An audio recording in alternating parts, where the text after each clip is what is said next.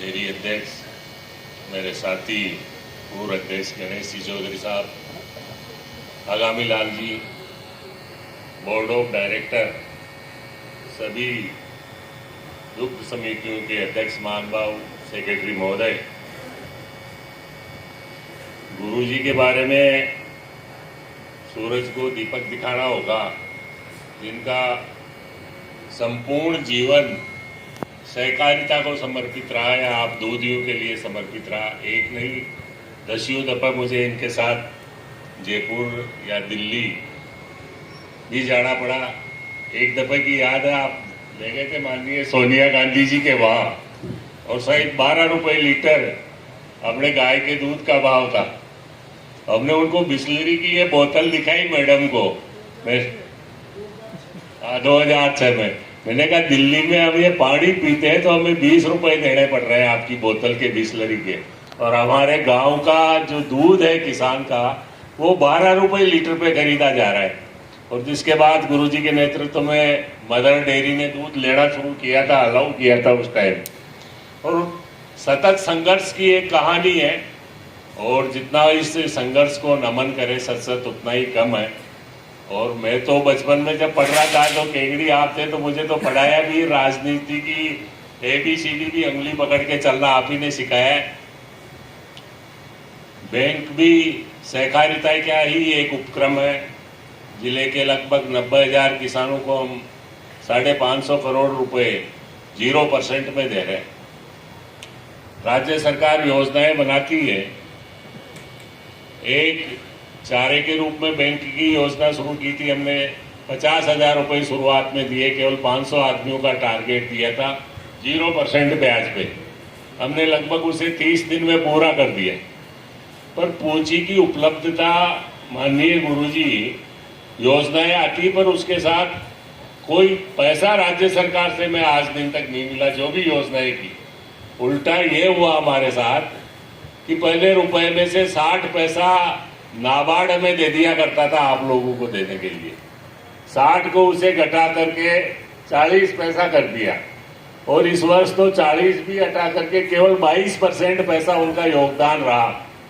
तो अब जो 90,000 किसान है, आज किसी को 25,000 या 30-40 दिया, बल्कि ऋण माफी से पहले तो 1.5 लाख रुपए हम देते थे।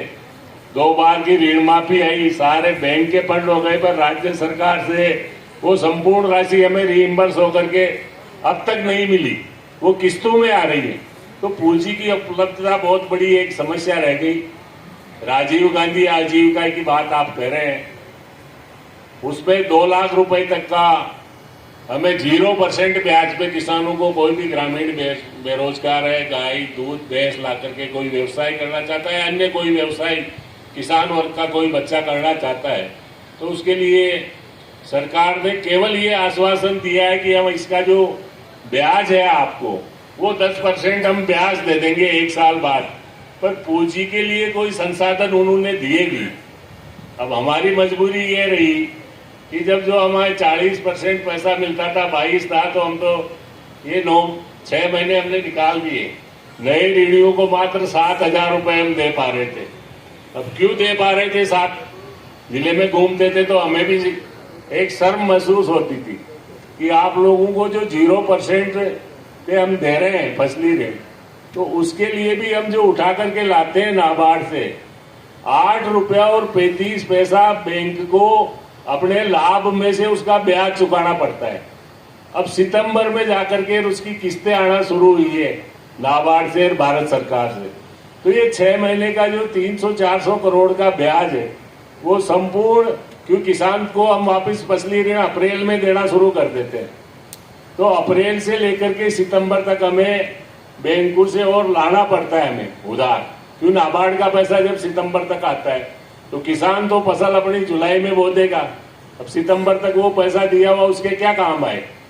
तो एक बहुत बड़ी जो इसमें एक समस्या है। हमारी कोशिश है, और मैं तो कहूँगा गुरुजी के नेतृत्व में हम नया सहकारिता मंत्रालय बना। मैं तो अभी यही कह रहा हूँ कि भाई अमित शाह जी ने मंत्रालय बना दिया पूरे भारत में, और उन्होंने तो ये भी आश्वासन दिया कि अब हमारा बैंक, अभी मैंने आम सभा की थी 113वीं आम सभा की, पूरे उत्तर भारत का नहीं, भारत का ही पहला बैंक है ये अजमेर का, जो सहकारिता मूवमेंट यहाँ से शुरू हुआ। 113 साल हो गए।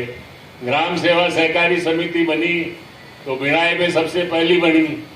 तो 113 साल में बैंक केवल 215 सोसाइटी बना पाया। पर मैं तो धन्यवाद देता हूँ गुरुजी को कि आपकी ये आज 32वीं आम सभा है। 31 साल में आपने 650 दूध सेवा सहकारी समितियां तो चालू है, 806 संस्थाएं आपके रजिस्टर्ड है। तो ये एक क्रांतिकारी परिवर्तन है और आने वाला समय भी सहकारिता का है। अलग से विभाग बन गया और सारा सिस्टम ऑनलाइन होने जा रहा है। आपके तो इस डेयरी में भी कि कौन किस गांव में कितना दूध चढ़ा रहा है वो भी ऑनलाइन प्लेटफॉर्म पे 2 साल बाद आ जाएगा। हमारी ग्राम सेवा सहकारी समितियों का तो ऑनलाइन का कार्यक्रम, एक एक खाते को आप जब चाहे नोट पे देख सकते हैं आराम से अपने टेलीफोन और एंड्रॉइड पे। तो आने वाला समय सहकारिता का है। हमें मंत्री जी ने आश्वस्त किया है, अमित जी शाह ने, अब तक हम 2 लाख करोड़ रुपया किसानों को बांट रहे हैं, पर अगले 3 साल में मैं इस 2 लाख को बढ़ा करके 8 लाख करोड़ रुपए करूंगा। आप अपना स्ट्रक्चर तैयार करें। नई समितियां बनाना भी शुरू कर दिया आप जिले में कि हर ग्राम पंचायत में एक जीएसएस हो। पर मेरा आप लोगों से अनुरोध है, भाई कोई भी मटकी है, अब सब उसमें से पानी निकालते जाएंगे, डालेंगे नहीं, तो उस मटकी में पानी आएगा कहाँ से? बैंक का सब काम रोटेट है। आप अपने सब खाते भी इन बैंकों में रखे, कोऑपरेटिव में, और अपनी जो भी बचत हो 1000, 500, 2000 तो वो रखें। तो आपका जो, अगर आज मैं कहूँ आपकी 600 समितियां हैं और 10-10 हजार भी आपने दिया तो 6 करोड़ रुपए हमारे पास बैंक में हो गए समिति का बैलेंस। 6 करोड़ से तो हम 60 करोड़ रुपए और ला करके किसानों को 4% में बांट देंगे। आप लोगों का भी तो प्रत्युत्तर मिलना चाहिए ना। कोई भी संस्था कब चलेगी या पैरों पे कब खड़ी होगी कि पूरी आप लोगों की भागीदारी उसके साथ होगी। तो अपनी बचत है वो भी अपन को सहकारिता में रखना चाहिए।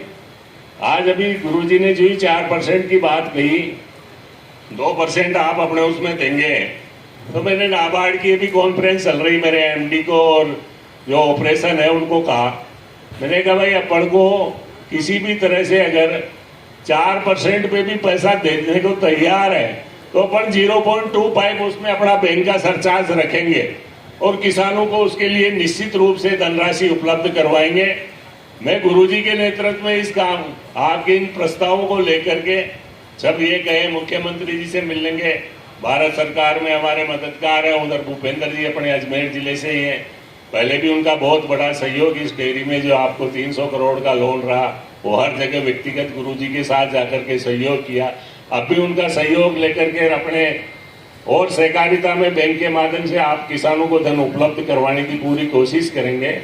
और निश्चित रूप से आपने कहा तो गुरुजी, जो एमओयू आप दूसरे बैंकों से कर रहे हैं, तो हमारा पहला दायित्व है ये कि उसी दर पे या रेट पे, ब्याज की पे, मैं अपने सीसी बैंक से आप जैसा मार्गदर्शन करेंगे मैं धनराशि उपलब्ध कराने की पूरी कोशिश करूंगा।